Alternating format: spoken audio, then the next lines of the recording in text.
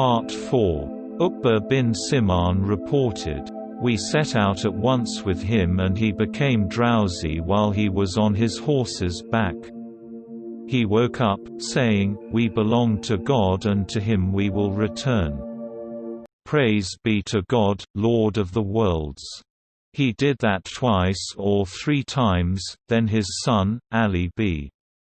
al-Hussain approached him and asked, 'Why are you praising God and repeating the verse of returning to him?'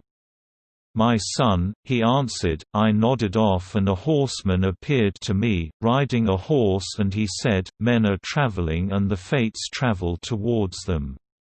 Then I knew it was our own souls announcing our deaths to us.'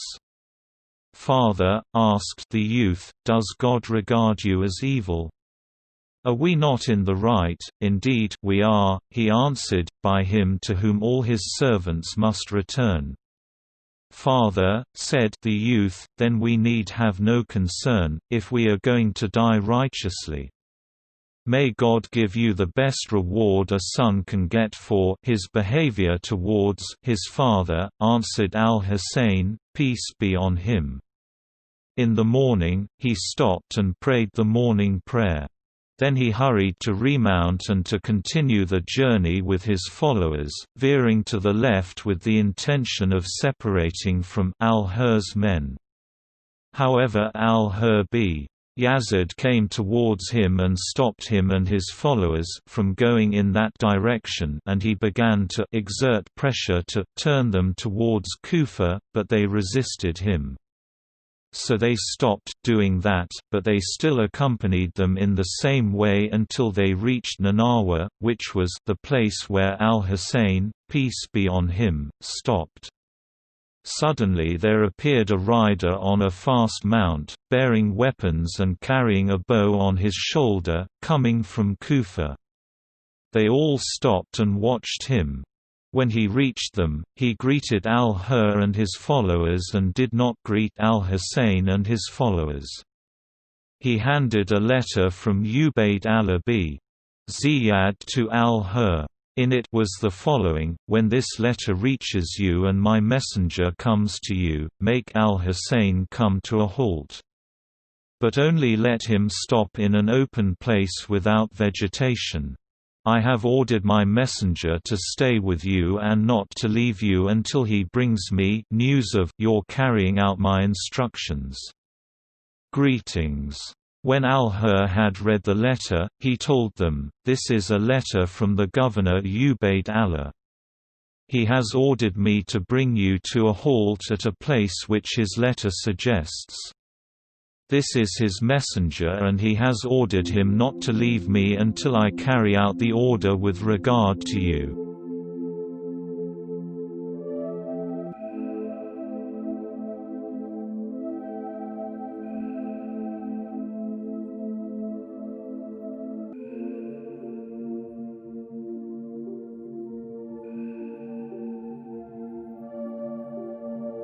Yazid b.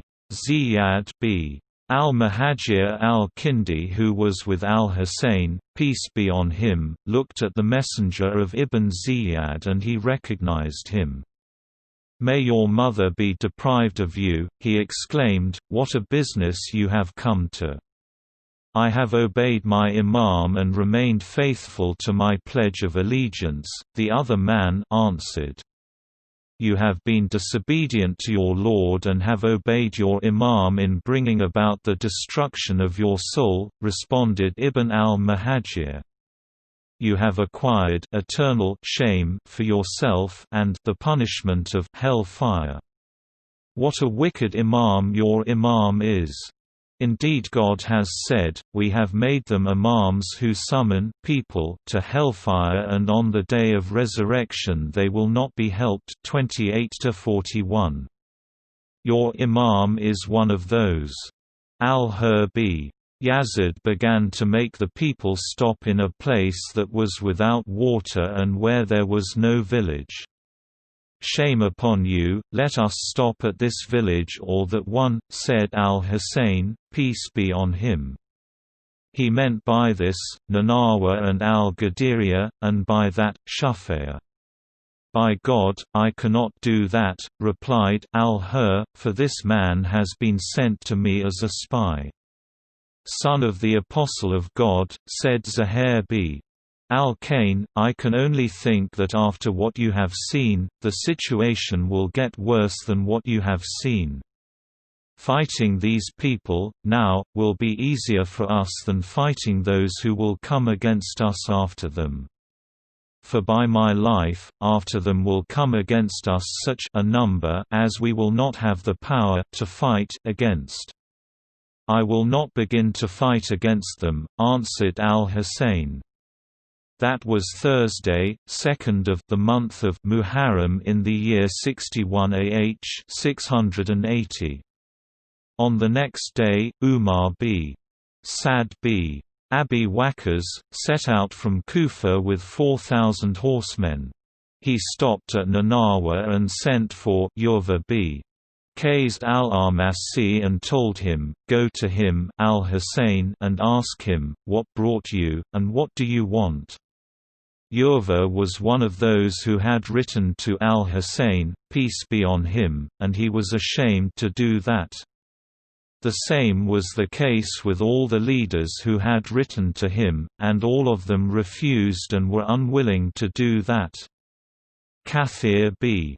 Abd Allah al-Shabi stood up, he was a brave knight who never turned his face away from anything, and said, "I will go to him. By God, if you wish, I will rush on him." "I don't want you to attack him," said Umar, "but go to him and ask him what has brought him." As Kathir was approaching him, Abu Thumama al-Saidi saw him and said to al-Hussain, "May God benefit you, Abu Abd Allah, the wickedest man in the land, the one who has shed the most blood and the boldest of them all in attack, is coming towards you."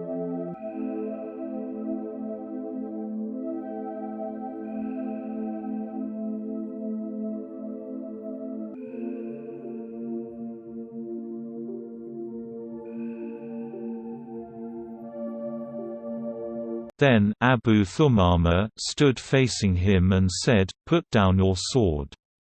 "No, by God," he replied, "I am only a messenger. If you will listen to me, I will tell you the message which I have been sent to bring to you. If you refuse, I will go away. I will take the hilt of your sword," answered Abu Thumama, "and you can say what you need to." "No, by God, you will not touch it," he retorted. "Then tell me what you have brought and I will inform him for you. But I will not let you go near him, for you are a charlatan." They both stood there and cursed each other. Then Kathir went back to Umar b. Sa'd and told him the news of what had happened.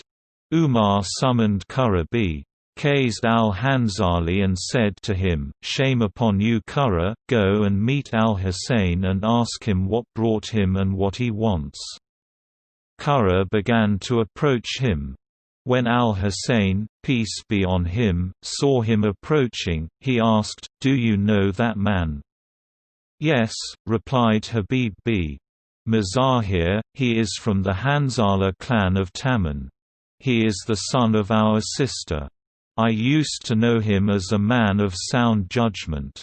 I would not have thought that he would be present at this scene."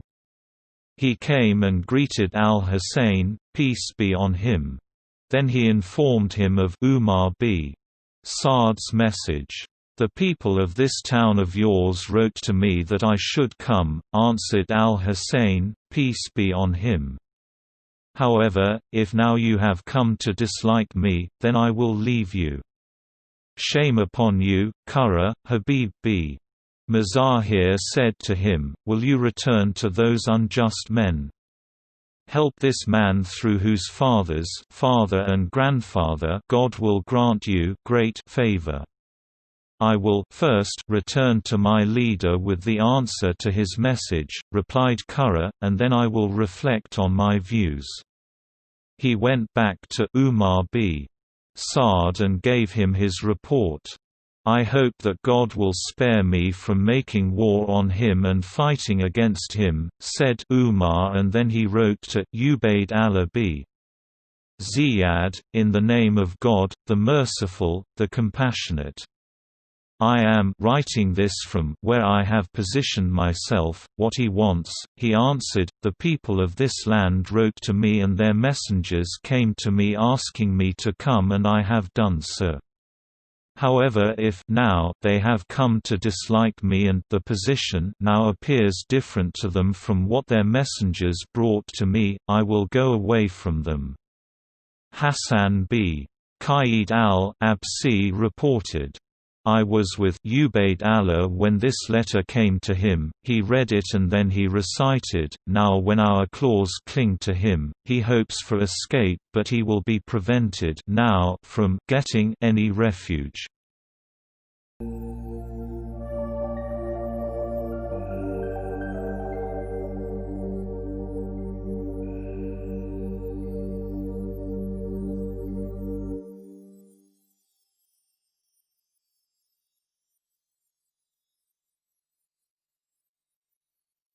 He wrote to Umar bin Saad, "Your letter has reached me and I have understood what you mentioned. Offer al-Hussain the opportunity of him and all his followers pledging allegiance to Yazid. If he does that, we will then see what our judgment will be."